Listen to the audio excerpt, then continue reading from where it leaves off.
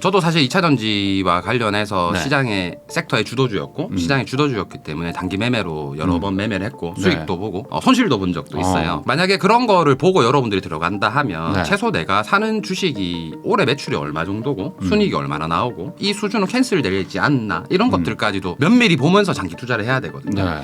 근데 이제 대중들의 소리와 소리가 모이고 전문가들의 소리가 모여서 만들어지는 이런 상승은 언젠가는 계속 크게 꺾이더라고요. 이거 돈은 너로부터다 네. 라는 책을 또 쓰셔가지고 네 맞아요. 이 책입니다. 저도 한번 읽어보고 제가 또 그 추천사까지 제가 썼는데 실제로 되게 좋은 책입니다. 여러분들도 한번 읽어보시면 좋을 것 같은. 맞아요. 이게 어떤 책입니까? 사실 제가 첫 번째 책, 두 번째 책에서는 투자와 관련된 책을 썼다면 이 세 번째 책은 자기계발과 자신의 삶을 어떻게 좀 윤택하게 만드는지 그리고 지금 자기계발에 시간을 많이 썼던 이분들이 대부분 지금 이제 포기하는 시기가 왔거든요. 뭐 인스타 해라, 뭐 유튜브 해라, 잘 팔리는 글을 써라. 이런 부분들이 이제 좀 포기할 때쯤이 됐어요. 그래서 많이 열풍이 불었었고. 근데 지금 제일 중요해요. 이때 안 포기하는 게 이제 부일남님처럼 되든 저처럼 되든 아니면 여러분들이 많이 보시는 그 많은 부자들처럼 되든 그 갈림길에 서 있으신 거거든요. 지금이 갈림길이다. 맞아요. 그래서 이분들이 포기하지 않을 수 있도록 한 가지 메시지를 던져야 되겠다 생각이 들어서 이번 책을 쓰게 되었습니다. 네, 저도 이거 다 읽어봤지만은 이 체계적으로 어떻게 하면 부자가 되는지 그 스텝 바이 스텝을 알려주는 그런 부분이 있어가지고 한번 읽어보시면은 여러분들이 제가 어떤 얘기하는지 아실 수 있을 겁니다.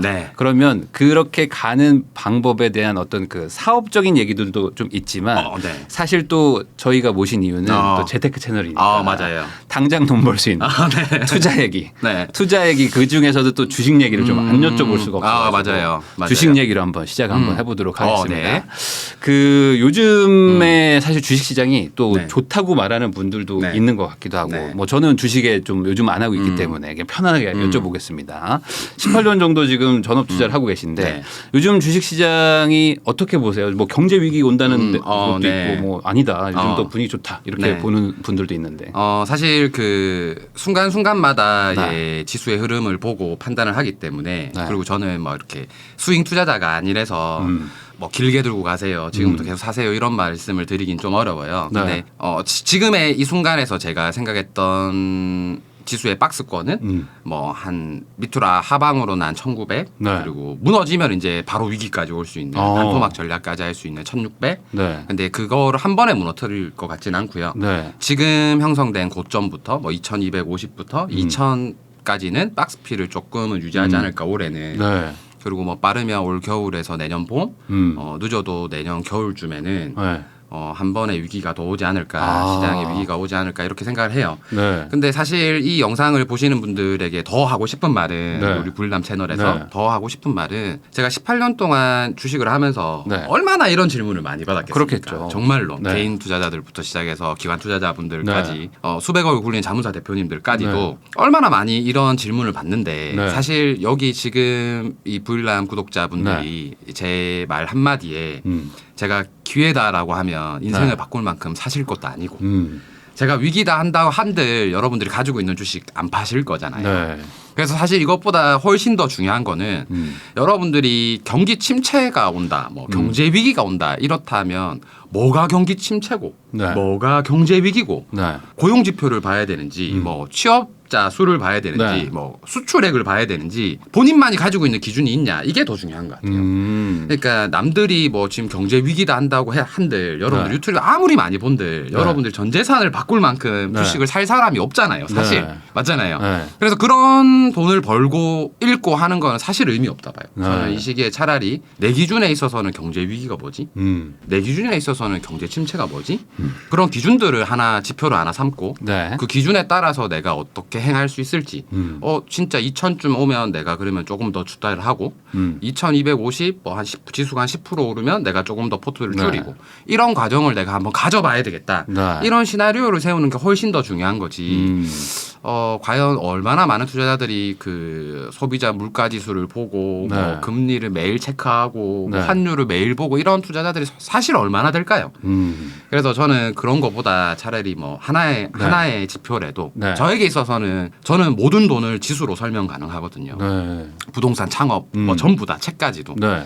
지수라는 거를 제가 오픈했던 것처럼 여러분들도 여러분들만의 지표 한 가지를 만들었으면 좋겠다. 이 시기에. 그리고 거기에 어울리는 투자를 시나리오를 스스로 세웠으면 좋겠다. 사실 이런 생각이 더 많이 들어요. 네. 근데 이제 이런 얘기 참 좋은 얘기란 네. 말이죠. 근데 이런 고민은 사실 남이 해줬으면 좋겠고 맞아요. 나는 그래서 지금 오르는 분위기냐 맞아요. 내리는 분위기냐 맞아요. 그리고 이왕이면 오르는 분위기에 뭐 사면 되냐 맞아요. 이런 거를 원하는 분들이 사실 대다수잖아요. 맞아요. 그런 분들이 사실 이 유튜브를 보는 분들도 많고 그냥 솔직하게 말해서 그냥 종목을 집어달라 아니면은 어떤 아파트 사야 되냐 이렇게 말하는 분들이 많은데 맞아요. 그런 분들의 그 마인드가 사실 잘못된 건 맞죠. 그럼요. 네. 네, 정말 잘못됐죠. 네. 그래서 우리가 그거를 남 탓을 할 수가 없는 게 네. 우리가 모든 투자의 책임은 바로 나에게서 시작된다라고 네. 하는 거잖아요. 네. 그런 의미에서 여러분들이 공부를 해서 다른 사람 말은 전부 다 참고 사항인 거지 내 투자에 있어서 도움이 될 만한 정보인 거지. 네. 그 결국 그 선택의 순간은 본인이 해야 되기 때문에 네. 그런 과정들 의사결정을 하는 과정들 그리고 네. 그 속에서 배움들이 조금 있으셨으면 좋겠다라는 생각이 들어요. 근데 이제 요즘에는 뭐 저도 이제 잘은 모르지만 네. 주식 시장에 보면 이제 그런 마음들이 모여서 간 데가 지금 2차 전지인 것 같아요. 맞아요. 지금 특히 이제 개미들과 뭔가 기간의 싸움 같은 느낌처럼 보이는 느낌도 네네. 있거든요. 이 2차 전지 종목들로 마구 가서 지금 뭐 엄청 급등했었는데 네. 뭐 개인적인 의견으로 제가 네. 여쭤봅니다. 네. 이쪽 2차 전지 시장은 어떻게 보십니까?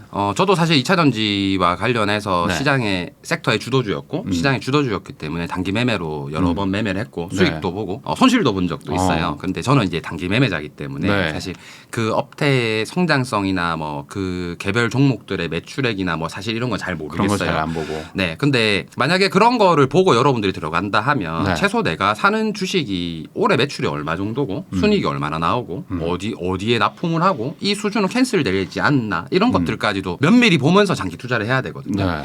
근데 이제 대중들의 소리가 모이고 전문가들의 소리가 모여서 만들어지는 이런 상승은 네. 언젠가는 계속 크게 꺾이더라고요. 근데 과거에도 늘 그랬어요. 지금이야 2차 전지지만 예전에 네. 화학주도 그랬고 네. 태양광도 그랬고 네. 십수년 전에 태양광이었던 남자의 주식 그 OCI 여러분들 기억나실지 모르겠는데 저도 기억이 납니다. 네, 그 단어가. OCI 주식이 60만 원까지 갔었어요. 네. 근데 그게 한 6만 원, 4만 원까지 내려갔거든요. 네. 근데 60만 원 당시에 그 OCI 주식이 100만 원 간다 그랬어요. 네. 그리고 시가총액도 그 당시에 12조였어요. 네. 12조. 기아차가 그 당시에 9조였는데 네. 기아차보다 훨씬 크고 우량한 회사라는 평을 네. 받았었죠. 네.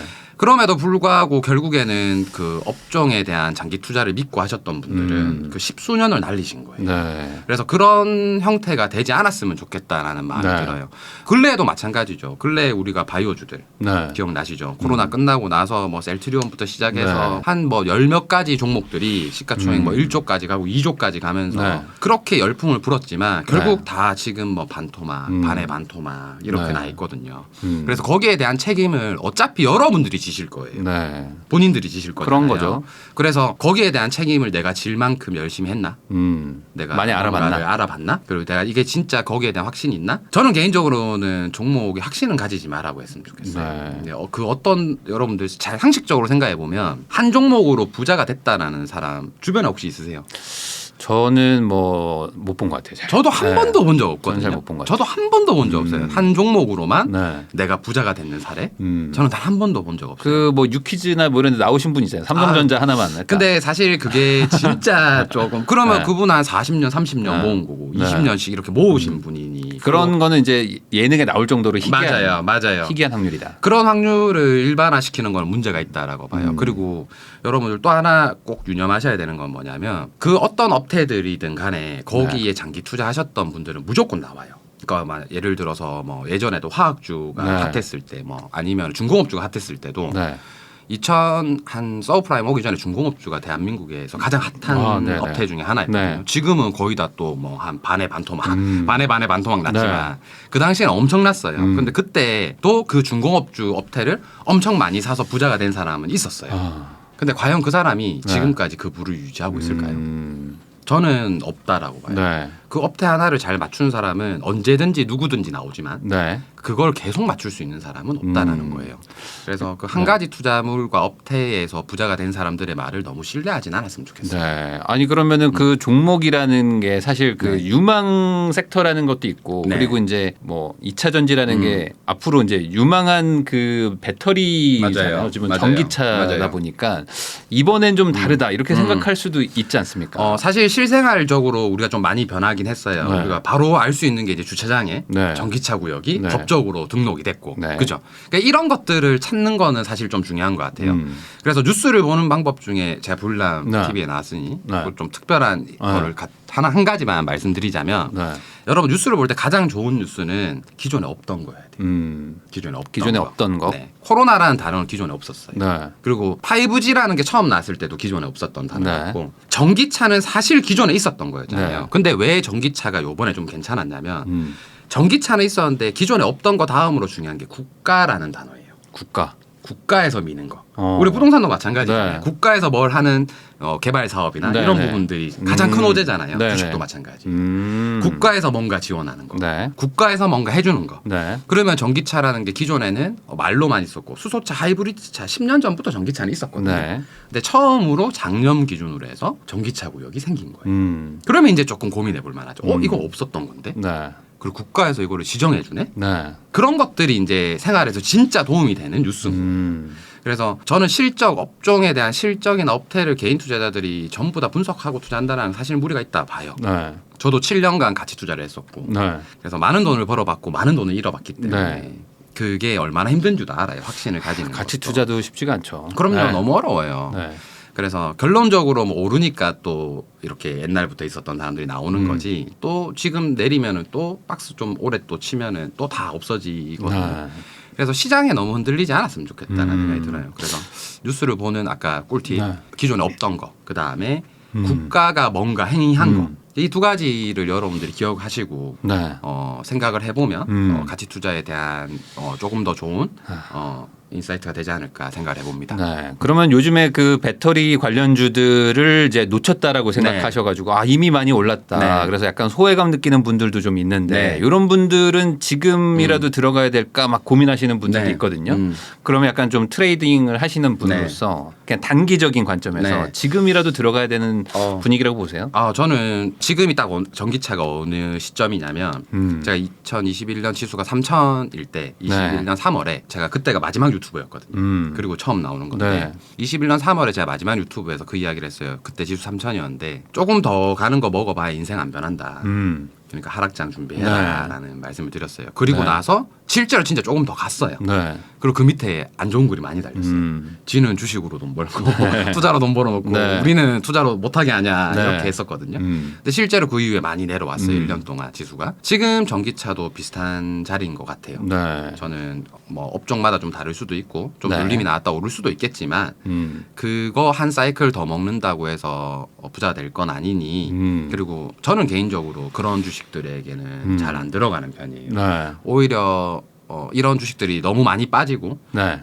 시장에 위기가 또 왔을 정도의 하락이 오면 그때 저는 좋은 업종에 전기차를 들어갈 것 같아요. 근데 지금은 그 업종보다는 다음 사이클이 뭘까라는 고민을 하셨으면 좋겠어요. 네. 다음 사이클이 뭘까? 늘 기억하셔야 돼요. 영원히 오르는 투자물도 없고 영원히 내리는 투자물도 없다. 네. 그래서 그거를 생각하셨으면 좋겠습니다. 아니 그러면은 그 아까 조금 전에 없던 뉴스 그리고 뭐 국가가 이제 밀어주는 거 이런 거를 좀 찾아라라고 얘기를 하셨는데 그런 것들을 이제 찾는 것도 어찌 보면 이제 기회를 이제 발견하는 것 중에 하나인데 맞아요. 뭐 그거 말고 혹시 또 개인들이 좀 그래도 좀 쉽게 할 수 있는 방법 같은 거 좀 없을까요? 뭐 기회를 잡을 수 있는 방법? 사실 여기서 이제 그 시장을 이기는 지수를 이기는 주식이라는 이야기로 타이틀로 제가 많이 이야기를 한 게 있어요. 그래서 그거는 한 번은 찾아보셨으면 좋겠고 그럼 지수보다 강한 종목들이 항상 늘 나오거든요. 네, 그러겠죠. 늘 나와요. 늘 나와요. 어떤 경우가 있어도 언간하면 계속 나오거든요. 전기차도 어느 순간에는 그 지수보다 이겼던 첫 번째 시점이었어요. 그래서 그런 시점들을 여러분들이 발견하기 위해서 노력해야 되고 그 업태가 만약에 그 업태에 관련된 주식들을 다 보고 나서 이 업태에 관련해서 국가가 개입을 하기 시작했네. 이런 생각이 들면 그때부터 이제 사모아 나가는 거예요. 근데 이걸 사모아 나갈 때 한 종목을 계속 사모아 나가지 말고 저는 업태로 따지면 한 5섹터 뭐 적게는 한 3섹터. 즉 내가 만약에 주식에 1,000만 원을 들어간다 하면 네. 전기차 섹터였다면 이 전기차에는 300만 원. 네. 한 30% 정도 비중으로만. 네. 그래야 이제 3가지 섹터를 가질 수 있으니 네. 그렇게 해야 오래 봐요. 결국에는. 어차피 다 들어가 봐야 네. 조금만 눌리면 무서워서 다 팔고 나오거든요. 네. 그리고 시장에 폭락을 하면 오히려 더 리스크에 대한 두려움 때문에 네. 제일 저점일 때 팔게 돼요. 근데 30% 정도만 포트를 채우면 다른 종목들도 있으니 마음이 여유로워져요. 그러면 더 길게 봐요. 실제로 여러분들이 알고 있는 그 수백억 수천억을 만들었고 그거를 굴리시는 분들도 한 가지 포트를 운영하시는 분은 아무도 없어요. 네. 10개, 뭐 20개 네. 이렇게 포트를 가져가서 그중에 하나가 잘 된 거를 여러분들이 이제 보는 거지. 네. 그럼 그런 전문가들도 그렇게 하는데 개인 투자자가 한 섹터에 네. 내가 신처럼 다 맞춰 나가겠다라는 네. 거는 말도 안 되는 이야기죠. 근데 이제 많은 분들이 이제 내가 시드가 좀 작다 보니까 네네, 우선 맞아요. 몰빵을 해가지고 네. 이제 확 오르기를 바라다 맞아요. 보니까 맞아요. 그렇게 하시는 게 아닌가 싶은데 네, 맞아요. 그거는 너무 과한 욕심이다. 맞아요. 이렇게 좀 정리하면 될까요? 맞아요. 그러니까 내가 그 한 섹터를 먹어봐야 다시 다음 섹터도 내가 그 몰빵해서 맞출 수는 없다라는 거예요. 그런 사람은 대한민국에 없었어요. 단 네. 한 번도. 네. 만약에 있다면은 댓글로 달아주세요. 진짜 단 한 번도 없어요. 잠깐은 할 수 있지만. 맞아요. 네. 그러면 이게 상식적으로 그럼 내가 어차피 큰 돈을 나중에 벌려고 이 주식 네. 공부를 하는 건데 저는 1, 2억 벌 것 같으면 주식하지 마라 그래요. 그 시간에 자기 개발하고 네. 창업하고 영업하라 네. 그래요. 브랜딩하고. 주식화에서도 10억, 20억 벌 수 있거든요. 네. 그러려면 내가 실력을 키워야 돼요. 그러니까 자꾸 1,000만 원이 돈이 작다고 생각하는데 네. 1,000만 원이 10억이라 생각하고 굴려보라는 거예요. 네. 1,000만 원이 1억이라 생각하고 내가 1,000만 원인데 100만 원 잃었다. 그럼 10억 있으면 1억 잃은 거예요. 그런 마음으로 한다면 주식도 좀 더 재밌고 네. 그 언젠가 내가 그 확률만 찾아낼 수 있다면 네. 내가 급여 받는 걸로 이제 계속 주식 시장에 넣을 수 있으니 네. 그것도 내가 실력이 확실하면 복리로 굴릴 수 있으니 충분히 누구나 다 부자가 될 수 있다라고 생각하는 편이에요. 그러면 저 그냥 개인적인 궁금함인데 네. 예전에 이제 가치 투자도 하셨지만 지금은 약간 좀 단타, 네, 소위 맞아요. 말하는 단타 트레이딩 위주로 네, 하시는 맞아요. 그렇게 바뀌게 된 계기가 있으십니까? 제가 처음에 주식을 했었을 때는 2002년도였어요. 군대에서 주식책 보고 가치 네. 투자 책을 한 40권 정도 읽은 것 같아요. 네. 워렌 버핏, 뭐 벤저민 그레이엄, 뭐 전부 다 읽었어요. 뭐 페이지 600페이지짜리.